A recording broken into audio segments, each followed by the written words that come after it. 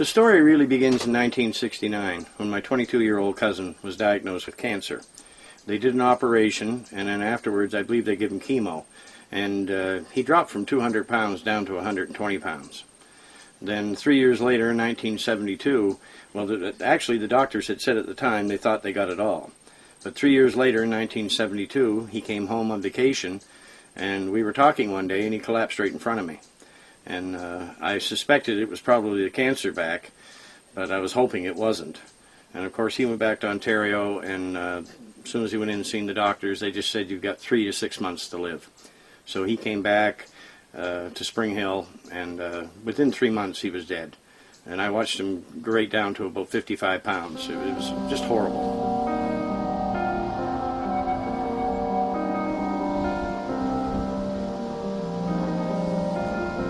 My cousin was more like a brother to me. We grew up together in the country. We knew each other intimately.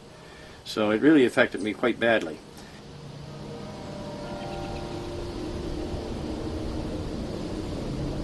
And then about 3 years later, I was leaving work one day. I worked at All Saints Hospital in Spring Hill. And I just got in the car and I turned on the radio, and the local radio station in Amherst, CKDH, they were reading a report on the radio station about the THC, the active ingredient in marijuana, killing cancer cells. And of course the announcer was laughing like a fool when he was making these statements. So I didn't know whether to take it seriously or not. But, you know, time went on and I never heard nothing more about THC killing cancer cells or anything, so I thought it was just some type of hoax. In 1997, I had a severe head injury at work. I wound up with what they call post-concussion syndrome. My head rings 24 hours a day. And that in turn, that brings your blood pressure up. I had a lot of balance issues from the injury and things like that. So, I mean, I went through the medical system. I took their pills for 5 years. I took every chemical they threw at me. But they did nothing but make me worse. And then in 1998, about a year after I was injured, I seen an episode of The Nature of Things with Dr. David Suzuki called Reefer Madness 2. And it showed all these people on there smoking pot for their medical problems, and they were being helped. I was, you know, quite desperate, so I went out and I got some pot from friends nearby, and I smoked it, and it did more for me than anything the doctors were giving me. So I went back to the doctors. Every doctor I seen, I asked them for prescriptions for hemp, but not one doctor would give me a prescription. Then in 1999, I was in my doctor's office, and when I was talking to him, of course, I was always asking for a prescription, and again, he refused me. But I asked the doctor that day when I was in there, I said, you know, what would you think if as opposed to smoking the plant material, what would you think if I made the essential oil of the plant and ingested it? And the doctor said that that would be a much more medicinal way to use the substance, but he still wouldn't give me a prescription. Now this is all grown in now. You can see up here, this was all plants. Then in 2001, they called me into his office. They told me that they had given me everything that they had to offer, and nothing was helping me, so I was on my own. And again, I asked the doctor for a prescription for hemp. Again, I was refused. And I mean, the doctor knew that this was the only thing that was helping me. And he also knew that if I was caught with hemp, that I would be charged as a criminal, because he didn't give me a prescription. So, you know, I was kind of left between the devil and the deep blue sea. I mean, what am I supposed to do? I think it pretty well has to break open this year, because there's so much happening, you know, in all these other countries. There's nothing going to happen here unless it's forced. Now, I didn't know anything about what the oil would do. I was very afraid of this substance in the beginning. You know, I mean, I knew smoking pot wasn't harmful, but this oil is really it's a concentrate, you know, and it's a very powerful concentrate. I, you know, started taking the oil on a steady basis, and I started getting more sleep. See, like with the condition I have, the ringing in the head 24 hours, it stops you from sleeping. And all the pills they gave me, they never gave me one pill that would put me to sleep. So the oil really was working miracles for me in that way. And what happened, I started losing all this weight. And it was scary in the beginning, because I thought, you know, like it was hurting me. But my weight dropped from about 185, 190 down to 160, and then it just leveled off. And My arthritis in my knees, that disappeared. Like in 2002, I went to see the doctor about the skin cancer I had. I had 3 areas. I had one here in my cheek, and one on my chest, and one right there by my eye. And I had these things since the 1990s, and I always suspected that they were probably skin cancer. So when the doctor looked at them, and he told me, he said, I can't be sure until I get the pathology report back. But he said it does look like skin cancer. And they were really concerned with that one next to my eye. So, you know, because the proximity to the eye could cause a lot of problems. So they scheduled me to go in and have that one removed first, and then I was to go in at a later date and have the other 2 removed. So I went in, I think it was around the end of January 2003, and they operated right here on the eye. And it was about a week after the operation. I was sitting home, and I got this magnified mirror, and I was looking at, you know, where they had done the operation. And of course, it was infected. I was sitting there looking at the area where they had operated, and that's when that report I'd heard on the radio popped back into my head about THC, you know, killing cancer cells. And I'd heard that back in the 70s. Well, by that time, I'd been taking the oil for about a year, you know, and it helped me in many ways. Like my thinking processes had cleared up. You know, I was pretty well back to normal. But I really didn't think, you know, where I'd been taking the oil for so long, I thought, well, if THC killed cancer, well, why didn't it cure my cancer? Well, you know, why do I still have this? And I hate to say it, but I almost didn't do it. I almost didn't apply the oil. I thought, you know, if the medical system, if there was a cure for cancer, surely the medical system would be using it. That was my assumption at the time. I had the oil right there anyway because I was ingesting it to help me sleep. So I just took a little bit of oil and I put a little bit on bandages, 2 bandages, and I put one on the cheek and one on my chest. I never felt a thing. You know, before that I was getting these sensations like I had splinters in my face. And as soon as I put the oil on, that sensation went away. But there was no feeling that anything was happening. So 4 days later, I left the bandages in place for 4 days, and then I went down to the bathroom, and when I took the bandages off, I was just shocked because it was all healed. It was just pink skin on both places. And of course, then I started telling my friends, you know, like I cured my cancer with marijuana or oil made from the cannabis hemp plant. And people just laughed at me. You know, like, you're crazy.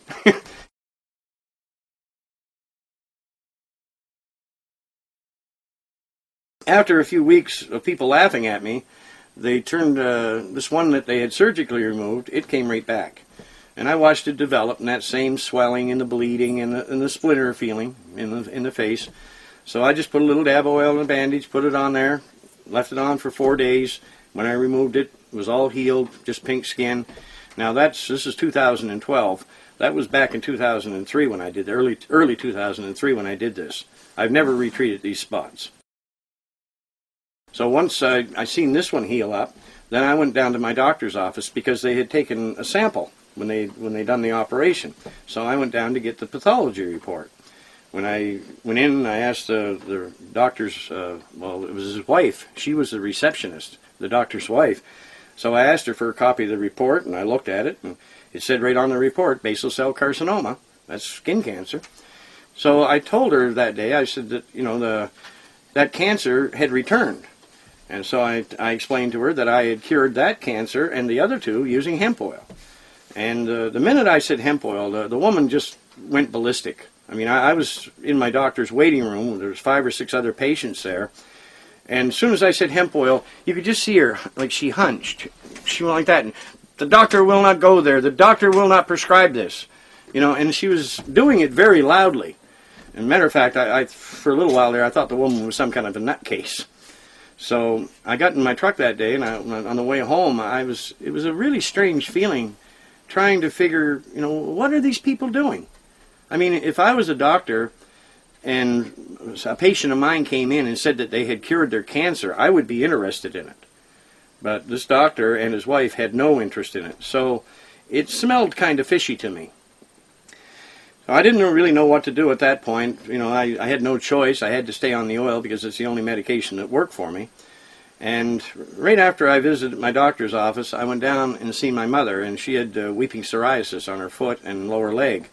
And so we used the oil to heal that. I started supplying oil, you know, like to different people I knew with skin conditions. I started offering the oil to people I knew.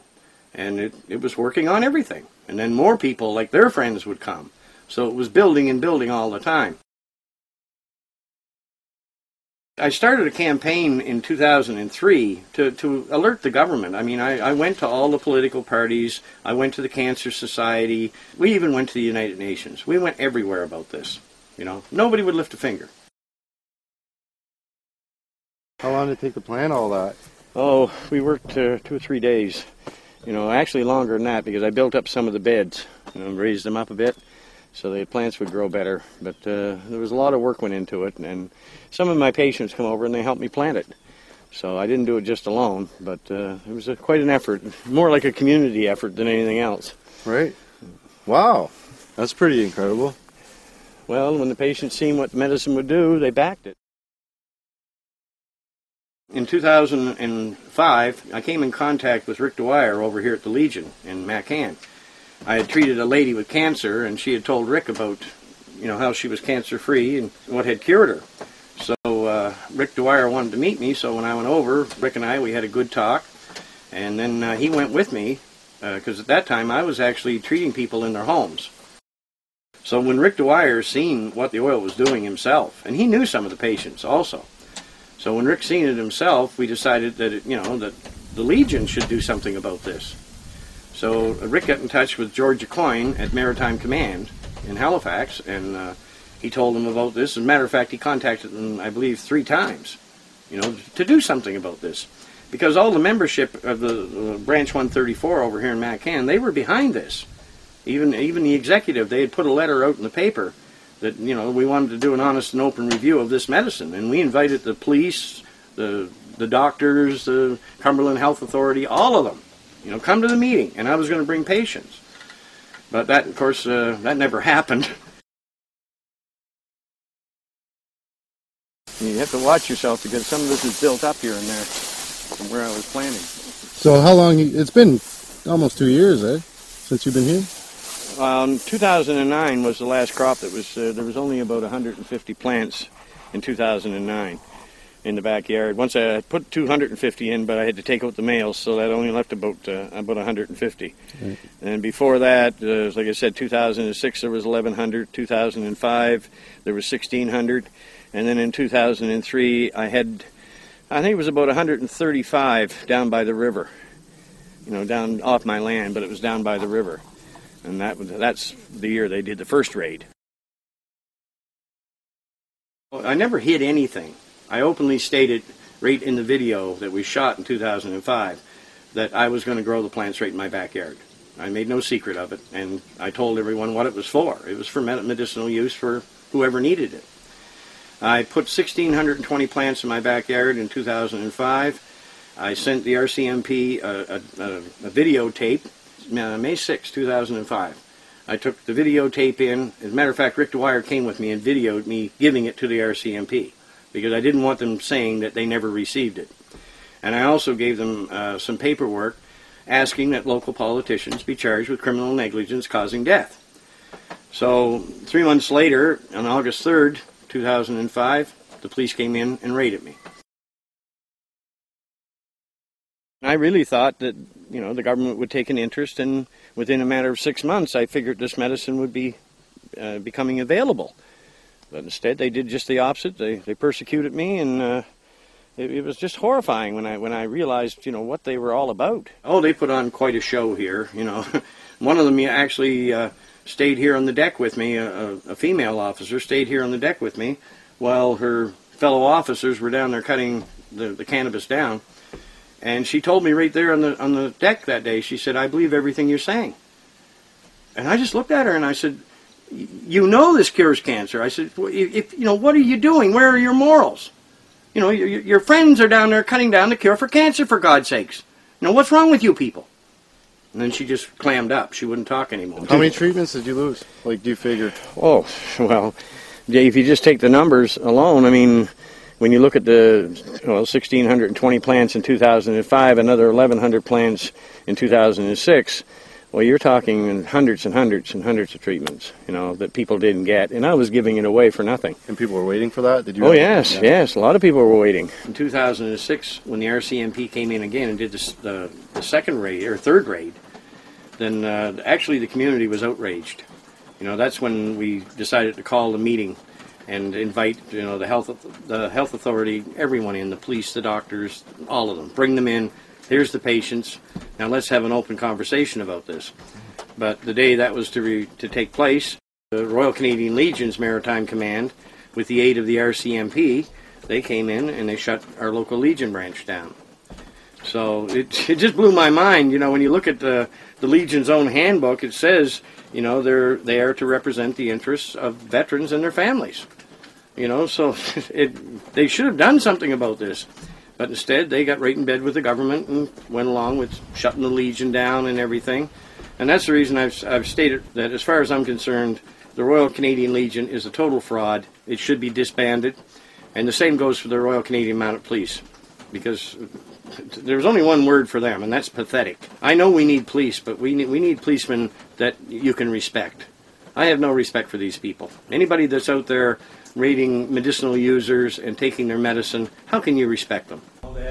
In McCann, Nova Scotia, this oil is gaining a reputation as a miracle drug. That's the cure right there. Oil extracted from marijuana plants.